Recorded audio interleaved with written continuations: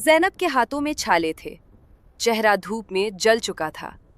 महीनों की नींद कुर्बान हो चुकी थी और जब गंदुम घर आई तो सुसर ने कहा, नासिर, बोरिया जावेद के कमरे में रख दो। वो औरत जिसने एक दाना भी नहीं बोया था, वो राज कर रही थी।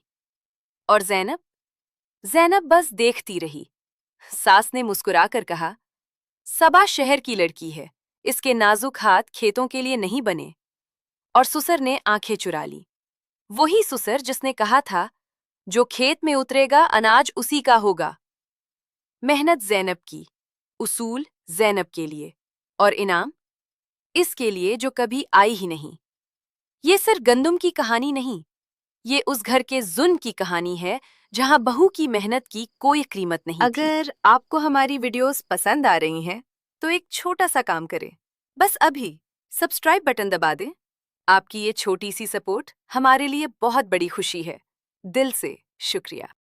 अगली सुबह फजर से पहले ही ज़ैनब की आंख खुल गई।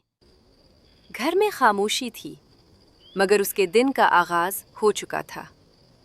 ज़ैनब आहिस्ता से उठी, वुज़ू किया और सुकून से नमाज अदा की। नमाज के बाद वो सीधी सहन की तरफ गई, जहां रात को गूंधा हुआ आटा उसने छाबे में रखा हुआ था।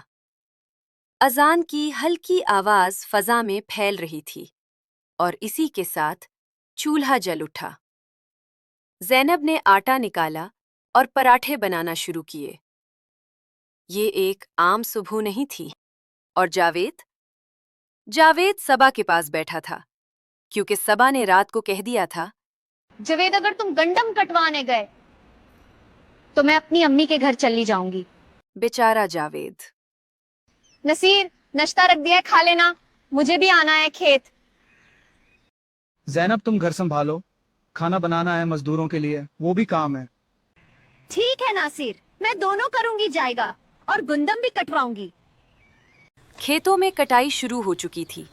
सबके लिए लस्सी और पराठे तैयार किए और फिर खुद भी खेत में जाकर गंदुम काटने लगी। तपती धूप में उसका चेहरा सुर्ख हो गया था, लेकिन वो फिर भी मुस्कुराकर अपने सुसर को पानी पिला रही थी। इधर सबा फोन पर बैठकर हंस रही थी। हाँ अम्मी, बिल्कुल ठीक हूँ। यहाँ लोग खेतों में लगे हैं, मुझे क्या, मैं थोड़ी नामजदूरनी हूँ।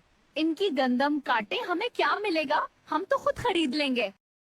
खरीद लेंगे, ये अल्फाज उस वक्त सबा को बहुत आसान लगते थे, लेकिन वक्त उन्हें लौटाना भी जानता है। फिर आया थ्रेशर का दिन, गांव का सबसे खुशी का दिन। हर तरफ रौनक थी, मशीन की आवाज, गंदुम की खुशबू और मेहनत का रंग हर चेहरे पर नुमाया था। ज़ैनब ने उस दिन 50-60 लोगों की वंगार के लिए लंगर पकाया। मिट्टी के चूल्हे पर, धुएं में, तपती धूप में, गोश्त और चने की दाल, तंदूर पे रोटियां लगाएं, ठंडी ठंडी लस्सी बनाई।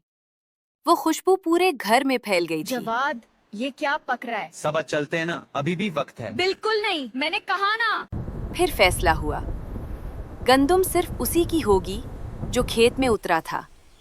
और यूं नासिर और ज़ैनब का हिस्सा अलग रखा गया, जबकि जावेद और सबा का हिस्सा सिफर था। वक्त गुजरता गया, गर्मी गई और सर्दी आ गई, और सर्दी के साथ आई तंगी। आटा महंगा हो गया, खर्चे बढ़ गए और जावेद का काम कम होता गया। रातों को जावेद जागता, हिसाब लगाता, मगर हिसाब कभी पूरा ना होता। आखिरकार वो लम्हा भी आ गया। क्या आज मुझे सूफी ब्रांड की क्रीम चाहिए, शहर से लाना। सबा, पैसे कम है इस महीने है तो मुझे। तो क्या हुआ, उधार ले लो, बाद में दे देना, मुझे क्या पता तुम्हारे पैसे कहाँ जाते हैं। आखिरकार वो लम्हा भी आ गया, जब भूख ने हुरूर को तोड़ दिया। जावेद सर झुकाकर बाप के सामने खड़ा था, और सबा खामोशी से सास के कदमों में झुक गई। मेरा जावेद और सबा इसी घर के हैं ना, सबा शहर की रहने कटाई के लिए थोड़ी बने। ज़ैनब को तो आदत है मेहनत की। एक बाप बेटे की भूख न देख सका और दिल पिघल गया। और फिर वही हुआ जिसका ज़ैनब को डर था। गंदुम की बोरियां जो ज़ैनब की मेहनत से भरी गई थीं, کسی اور کے حصے میں چلی گئیں۔ صبا کے لہجے میں اب غرور اور بھی بڑھ چکا تھا اور زینب خاموشی سے ٹوٹ رہی تھی۔ رات کے اندھیرے میں وہ اپنے رب کے سامنے بیٹھی اور اس کے آنسو خاموشی سے دعا بن گئے، کیونکہ جب زمین پر انصاف نہ ملے تو آسمان